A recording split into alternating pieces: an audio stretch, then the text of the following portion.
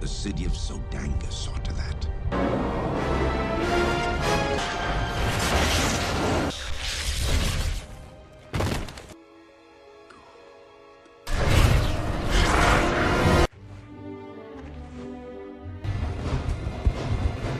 I surrender.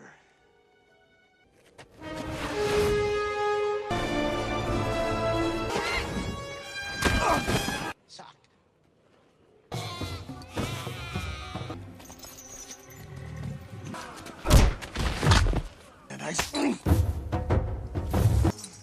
Now.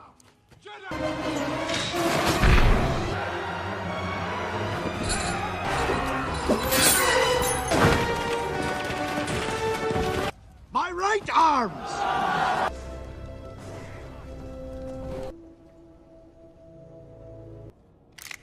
Useless she-callow. Zodanga.